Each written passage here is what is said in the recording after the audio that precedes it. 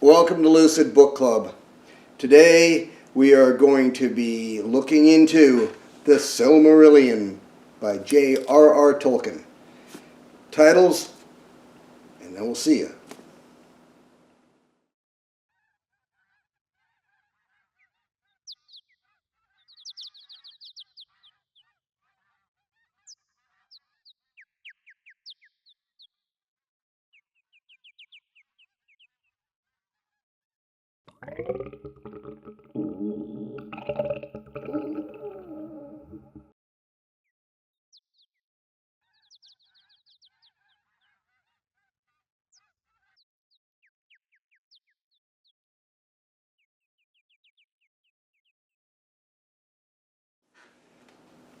Welcome to all of you who couldn't wait to see this episode that you didn't know was going to happen anyway.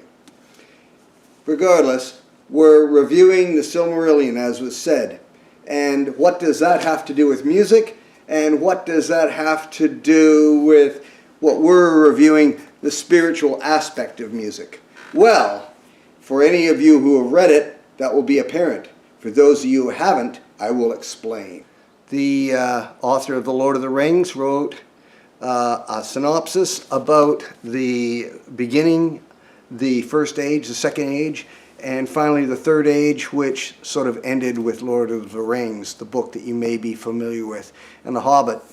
And though Tolkien wrote a lot of songs or poetry that were supposed to be sung, they weren't very good. And maybe that's because they were written as children's songs in The Hobbit. During the film of The Hobbit, and some of the composers that put music to Lord of the Rings, and even the newer stuff that's coming out, that music was actually quite good.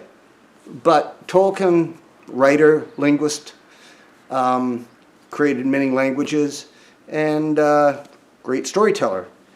Nonetheless, as I was saying, this has to do with music, and the beginning of the book is all about music. Tolkien wrote the Valinor, which is the beginning. Ea, called the Iluvatar by the elves, created the Valar.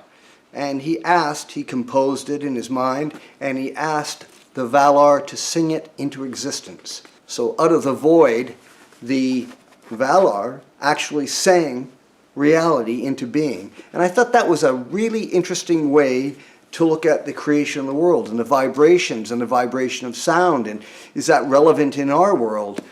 Is all what we see vibration?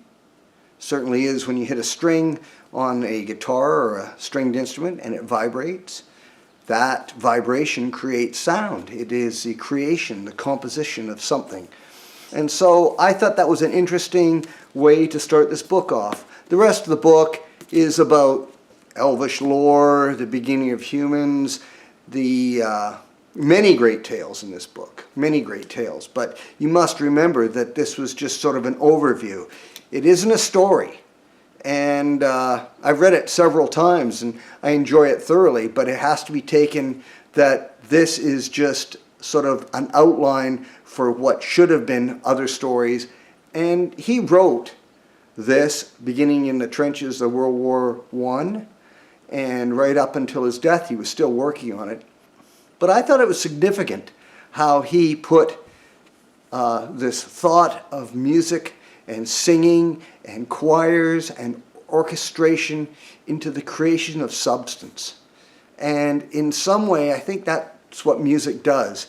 It describes our world, it gives us insight, it makes us feel sadness, it makes us feel joy, it can move people to war, it can move people to sympathy and empathy. So I just thought that we might want to look at that. If you're so interested and you can keep all the names straight, I think it's a good read. I would highly suggest it. And until next time, of course, stay tuned.